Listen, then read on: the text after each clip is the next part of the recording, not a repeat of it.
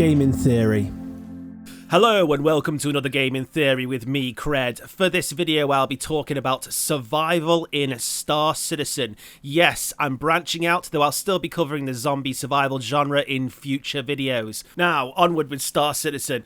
As far as you know, survival has been confirmed, although it has been stated there'll be some elements of survival. What this is going to be is uncertain at the moment, but as everything is gradually implemented, there'll be more player feedback on what people want, tweaking stuff, and much more. Under its current status, I hope that basic survival mechanics will be coming in to grow over time or under popular demand and player input. So let me slap on my Buzz Lightyear suit and scream to infinity and beyond as I share my hopes and dreams for this hopefully epic space adventure. Firstly, I'll have you all know I'm a kind of person that has a head that absolutely will not shut up, and a mouth that wants to say everything at once, thus making me sound like a complete babbling crazy person at times. So to avoid that, I'll be theorizing through a list of survival game mechanics and how they could best fit in this awesome universe.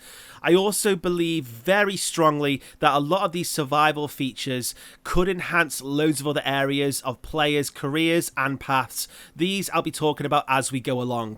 So starting off, we have eating and drinking. This is probably going to be one of the most important. Food could play a massive part in this, not only for the survival aspect, but the immersion as well. But before I delve into it all and go completely pie in the sky to where you'll all probably be commenting, oh my god, this guy's a crazy person stuck in an imaginary bizarro world where people eat their own shoes, there's an important concern I have to cover. I have no doubt that there are a lot of players out there that won't be into this, if not it's survival in general. A lot of you out there probably have the view of, look, thanks, but no thanks. I came here to dogfight in spaceships and go on epic story arcs. To me, it's a game about spaceships. I want to get out there as fast as possible for some dank pew-pew, and I don't want to be burdened by feeding my avatar. Or what if I forget to feed myself? I get hungry, and I'm stuck in a crucial moment where my ship is under attack, my crew needs me more than ever, seconds now mean everything, and I just died of starvation. Even I agree, that would be utterly frustrating. So, what could be the common ground with hunger and thirst if it's brought in? With hunger and thirst, it all comes down to how demanding you want the mechanics to be. In survival games, you have hidden energy levels that diminish with time and the amount of exercise you're doing. Usually in such hardcore survival games, it's a grind, as you have to eat and drink regularly to keep your levels up. Now, I reckon Star Citizen would do well to have the same, except hunger and thirst is more true to life, and you only need to eat something every 5 to 8 hours of gameplay. So the demand is way down. Of course, exercise should have some effect on your level, however, running isn't always going to be a consistent thing, as you're going to be driving vehicles on planets and sitting stationary in a cockpit of a ship. So unless you're stranded on a planet, you don't have to trek on foot and won't have to give your avatar any strenuous workout. Additionally, lying down in cabin beds could help revitalize you as well. So getting 2 to 3 square meals every 20 hours of gameplay could work. Unless you're stranded on a planet, hunger shouldn't be something to be feared at first. In most games based on survival, as soon as the hunger tab turns from yellow to red, it's kind of like, oh no, I've got 20 minutes to live, I really need to eat something right now. However, on a more realistic level, which is more true to life, you go for a number of hours or even days without food or water. With the amount of land you have to cover on procedural moons and planets, I would say something like this would be a fair balance.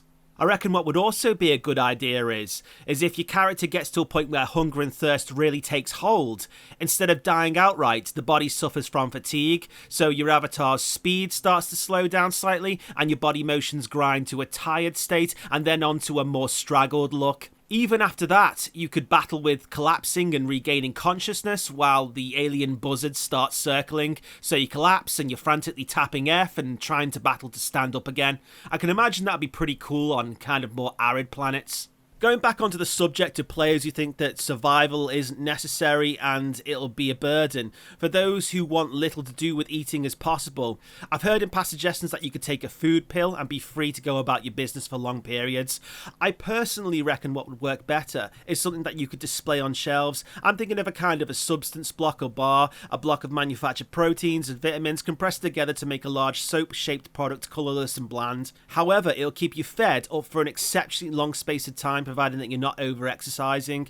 I think the product's look would be more believable than a pill, as you can call it an astronaut's meal or some future means of feeding the masses in the overpopulated cities. This could be a dirt cheap alternative, so it's not at all taxing on your wallet. Also good for every player, because if you're saving for something big and you really want to squeeze that extra bit of money out of yourself, you can go on a budget and live off these things for a short while. For how long it'll feed you is down to anyone. I'd say about 30 to 48 hours. Send me your thoughts anyway.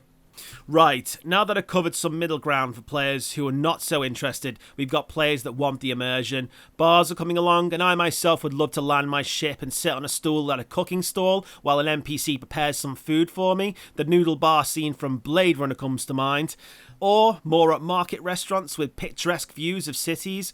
Also, if I was part of a crew of a large ship, such as an Idris, I could make proper use of a mess hall, and it would fulfill its proper purpose, which would be great. Even things like snacks would be awesome. You could be exploring the wreck of a ship in space, and you could encounter a damaged cargo container spilling out chocolate bars everywhere, and then you could pick them out, and that'd be awesome. Cooking is also another important factor that delves into the food and crafting. For the survival aspect, I at first would like to see crude cooking introduced first, like meat on a campfire spit, and then kind of have it developed and more advanced from there. That would be awesome. NPCs and food is another avenue that could be very interesting. If you have an NPC agent you're trying to befriend or get better assignments from, or perhaps just network for a more exclusive agent, instead of grinding from mission to mission, you could maybe schmooze your way through. You could figure out from the dialogue what the agent likes to eat or drink, and then you can go and treat him to expensive stuff. This is really pie in the sky, but when more districts and locations get developed, it would be great to take out an agent for a night on the town in order to get something out from them. Yes, my son, you don't just go to bed with Terry Tibbs. You gotta take him out. You gotta wine him. You gotta dine him. Next one, crashing your ship planetside. I would love to see this mechanic. I don't know about you, but it's long been an ideal of mine to crash a spaceship and survive on an alien planet, either salvaging from my wreckage to save myself, or to travel on foot till I reach civilization. I can imagine that due to your ship being crippled by an attack or some kind of catastrophic malfunction, you may have to put your ship down on a planet. What can I say? It would be epic, though in all honesty, I've got a few issues, because I don't reckon the mechanic is completely waterproof. First of all, if I had a catastrophic malfunction in space, I'd just bring my ship to a halt and start fixing the problem. Perhaps call others to either transfer cargo or patch up the problem, unless you're in transit from the planet and you have a catastrophic thruster failure or something, and then you are sent plummeting right down to the planet's surface, or you're just out of orbit and you're slowly getting pulled back into the planet. That too would be great. Another reason I can think of going down with your ship is that you're getting chased by pirates and you have to save your cargo, but even that has its issues. If there's a chance of getting you or your crew injured from the crash, how much is your cargo worth against the welfare of your crew? It's a pretty cold decision when weighing up your crew's lives for money. I guess it's down to the individual, or what's going on at the heat of the moment, or maybe what everyone's up for to spite the pirates and make them work for it if it comes to that. Then again, it begs the question, if I'm getting chased by pirates and my ship is falling to pieces, won't the pirates be on me straight to the ground? I crash like a piano drop from a crane, and while I'm dragging myself around with broken limbs, the pirates have already landed and are rushing the ship. Because me and my crew failed to comply the first time, they'll probably kill us and then make off with the cargo. However, I suppose there's losing them in the clouds or flying into a storm, or even better, a cyclone. That would be terrifying. I guess you could also use the escape pods on entry and have the pods unleash a parachute as you plummet to the surface. Once the pod hits the ground, you can find the ship before the pirates do, or use it to bait them and get the jump on them instead. Though with bailing out, there's maybe no guarantee that you're nearby. Damage is also an interesting issue. Will a crashed ship cut out your communications, so you have to tinker around with the wreck, or maybe search the landscape for bits of junk that you can use to put up a distress beacon? Or what if my ship is completely dead? Will I then have to take the trek to the nearest outpost? Now, of course, players who don't want to play the whole survival side aren't going to be into that. They're going to find the largest medical or rescue organisation and contact them online, or perhaps you have a friend on Discord or Steam that will bring another ship. If any navigation on your suit gives you bearings to an outpost, then you could be pinpointed. This is cheating, but on the flip side, everyone wins because players who want to get back into space do so, and the players in rescue careers, they get someone to save. So it's not necessarily bad if all parties are happy. If you're a player who takes survival seriously, then I'm sure there'll be organisations matched to your playstyle, such as immersive to serious role-playing groups. Okay, so next up we got diseases, poisonings, and parasites. This is a mechanic I want to cover quite extensively, so I'm going to be covering this in a video of its own. There's loads of medical applications for players who are seeking careers in rescue.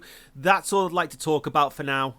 Environment effects and weather. From what I've seen in previews, this looks really exciting. The planetary weather systems sound and look awesome so far. I personally can't wait to see more terrestrial worlds that are tropical based like this scene. I'd love to endure or outride heavy storms sweeping along the landscape. Perhaps not as violent as a sandstorm, but it'll soak you through to the bone if you don't wear proper waterproofing.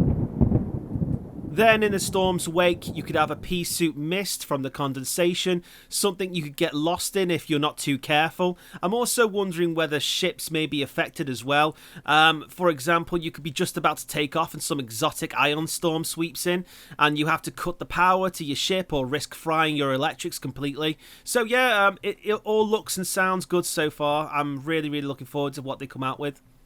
Temperature. So the mechanic where every planet's temperature affects the player. If it's humid to hot, then your character might require more water to get by. Colder, and they require certain gear to stay warm. In extreme cases, there's overheating to hypothermia. However, with the spacesuit being able to handle the vacuum of space, I suppose that'll make you less immune to the temperature effects.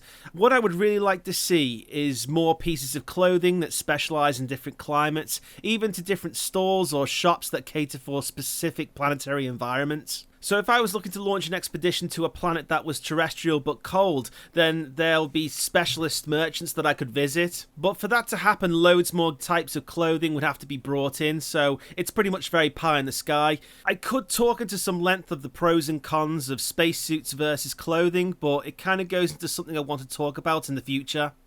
Stamina and strength. I would say this mechanic is for more extreme survival gaming. I think players would work better together if everyone was the same.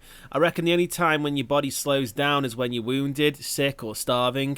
It would be great to build up your speed to be faster than the average avatar, but it would be utterly frustrating when you lose that character and you have to start from scratch. I would say the exception could be cybernetic body modifications to performance drugs, but with the modifications being extremely expensive and the drugs having detrimental side effects, that's my take on it anyway.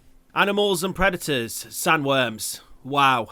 Apart from that, I'm waiting to see what else is coming out and what they do before giving it any more thought. Crafting. This is absolutely essential if this whole survival side of the game is going to work. I cannot stress that enough. If there's going to be massive land coverage, alien creatures and harsh environment effects, then players should be able to work with the landscape. This may be essential as players may even find themselves stranded on planets with nothing, either through piracy or victims of some elaborate scam. They could be offloaded. I can imagine a desolate moon with nothing but your spacesuit would undoubtedly suck. Though if players are marooned in nothing but their underwear on terrestrial worlds with alien predators, you should be able to start and craft simple items from plant matter and using things that you salvage from along the way. The usual things such as campfires, shelters, crude weapons, clothing and carrying gear. But as it's the future, you could also encounter battered electrical equipment that you can fix up and reactivate. And that also opens up a career path to a planet-side salvager, which I personally would love to play. You could find stuff and clean it up and replace certain damaged components to make it work. Perhaps even repurpose items or take them back to your workshop to break them down for their precious metals. And that really could just be the starting point in crafting. That about covers the main mechanics for survival. To conclude this episode, I hope in this brief talk I've been able to offer some ideas and also show how these survival mechanics are applicable to far much more in the long run. More interactions, more immersion, and career avenues. I've merely covered but a fraction of the possibilities, but that wraps it up for this episode. Please send me your input, and especially regarding the food mechanic, as I'd say it's the starting point if it's really going to happen. Let me know your thoughts and how long you think the hydration and energy levels should last before you need to grab a meal again. And that's it, guys. Subscribe for more Star Citizen videos, because in my next video I have made the ultimate survival canteen for your stranded pilot. Trust me, there's more than meets the eye. Till next time, everyone, all the best.